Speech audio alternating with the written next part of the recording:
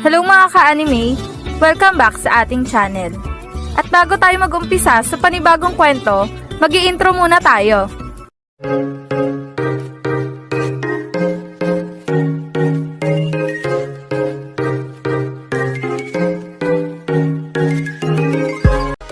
Bago natin simulan ang panibagong kwento ng International League, gusto ko lang sanang humingi ng pabor sa inyo na sana tulungan niyo akong i-boost ang video na to. Sa simpleng pag-share lang ng ating video ay napakalaking tulong na nito sa akin. At gusto ko lang din ipaalala sa inyo ng paulit-ulit na ang kwentong ito ay isang fan-made lamang na nabasa ko lang sa isang site at hindi ito kasama sa totoong kwento ng Slam Dunk. Ngayon, kung nagustuhan niyo ang ganitong kwento, please pa-like ng ating video at pa-follow na din sa ating Facebook page na Tagalog Anime Manga. Tara, umpisahan na natin ang chapter 182 ng International League. Nagawa ang makapuntos nitong si Jintoki laban sa depensa ng Shouku na naging dahilan upang maitabla nila ang score dito. Subalit, hindi rin naman pumayag itong Shouku na hindi makabawi. Kaya naman, gumawa rin sila ng play na hindi rin nagawang pigilan ng Dream Team. Kaya naman, muli na naman nilang nakuha ang kalamangan sa Dream Team na labis na ikinainis talaga ng coach nila. Ano ba yan?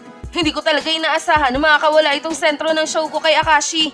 May galaw din pala sa perimeter itong may number 4 ng Shouku ah. Lagi na lang nila kaming sinusurpresa. Yan ang gulat na sabi ng coach ng Dream Team. Habang itong ibang manlalaro ng Shouku ay natutuwa sa ginawang puntos ng kakampi nila. Naisha Takagi, ang husay mo sa pagkakataon na yun ah. Sige, ipagpatuloy niyo lang yan. Siguradong atin na ang unang half na ito. Yan ang sabi ni Kogure. Ayos, ang ganda ng ginawang play nila Rukawa. Talaga namang hindi sila nagawang pigilan ng Dream Team. Yan naman ang sabi ni Fujima. Kaya nga, mahusay talaga ang mga batang Shouku. Lalo na kapag nagseryoso sila. At nakita mo ba yung ginawa ni Rukawa kay Todori? Talaga namang ginulat agad ni Rukawa itong si Todori sa kanyang Shamgat. Yan naman ang sabi ni Maki. At itong si Sento naman ay napabulong bigla sa kanyang sarili. Lalo mo bang napa-improve ang Shamgat mo Rukawa? Hindi ko inaasahan na ganyan mo na pala kabisado ang galaw na yan. Kuwang-kuwa mo na ang galaw ni Sawakita. Yan naman ang sabi ni Sendo. At itong mga tropa ng Shouku ay nagwawala na rin sa tuwa. Ayos! Naisha Takagi! Ang husay mo sa pagkakataon na yon. Talaga namang binigyan mo ng matinding galaw itong kalaban mo. Sige Gori! Magpakitang gilas ka na din! Go Gori! Gori! Gori! Gori! Yan naman ang sigawan ng mga tropa ng Shouku. Habang itong si Todori naman ay biglang nanlisik ang mga mata at talaga namang nanggigigil ito sa kanyang kinatatayuan. Ayos! Ganda ng laban na to ah! Pero humanda kay Shouku dahil hindi ako papayag na ganun-ganun nyo lang kami matatambakan. Ngayon, humanda kayo dahil kami naman ang babawi sa posisyon na ito. Yan ang sabi ni Todori.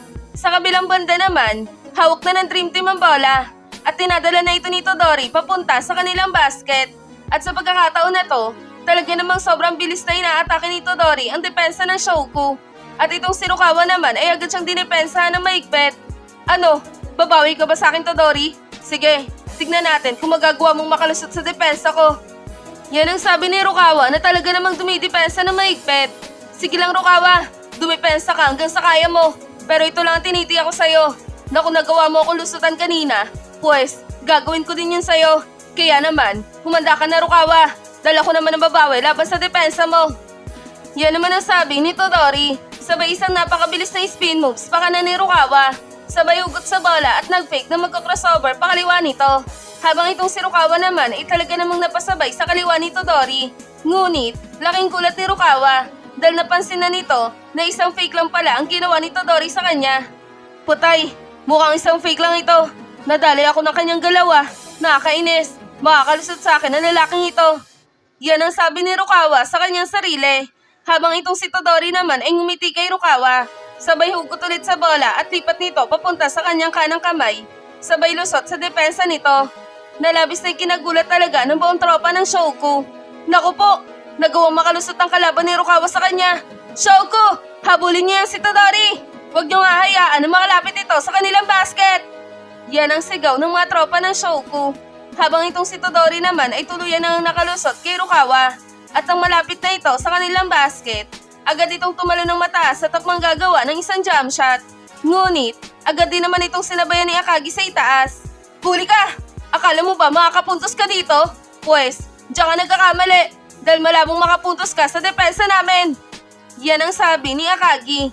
Ikaw na huli ko number 4. At oo, malaki ka nga masyado. Pero yung laki mo na yan ay gagamitin ko para makuha ang kalamangan sa inyo. Ngayon, humanda ka. Dahil amin na posisyon na ito. Yan ang sabi ni Todori. Sabay ugot sa bola. At inulusot ito sa kilikili ni Akagi. Sabay dikit nito sa katawan ni Akagi. Sabay tira ng isang layup na agad din namang pumasok sa kanilang basket. Habang itong referee naman ay biglang pumito ng malakas. Foul counted! 1 free throw!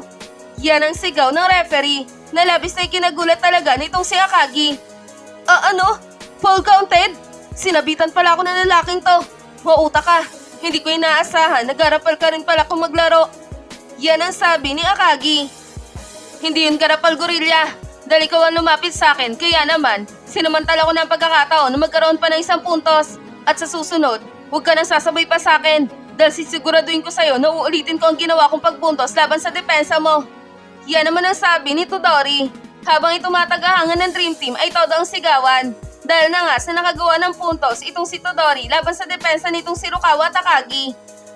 Ayos! 2 player ng Shogo ang nilusutan nitong si Todori. At isa pa, nakakuha pa ito ng 1 foul. Ang husay mo talaga, Todori. Ibang klase ka talaga maglaro. Totoo nga ang ace player ka ng Dream Team. Sige, Todori, ipagpatuloy mo lang yan. Kawawain mo ang mga manlalaro ng Shogo. Sige na, ipasok mo na yung 1 free throw mo para makuha niya na ulit ang kalamangan sa kanila. Go, Todori! Todori! Todori! Todori! Yan ang sigawan ng mga tagahangan ng Dream Team. At itong referee naman ay pumito na ng malakas. Dream Team, red number 6, mag-ready ka na para sa 1 free throw mo.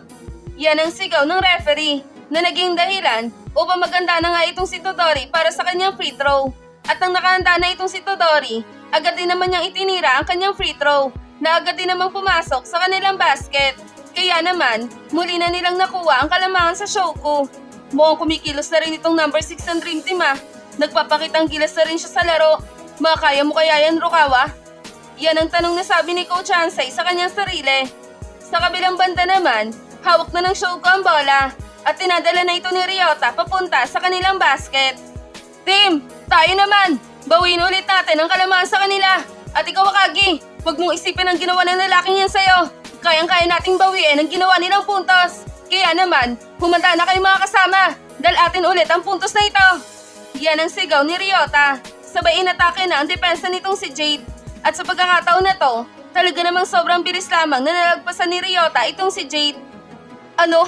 Napakabilis to na. Hindi ko man lang siya nagawang pigilan. Pero kahit na ganun pa man, kayang-kaya pa rin naman kitang habulin. Yan ang sabi ni Jade sa kanyang sarili.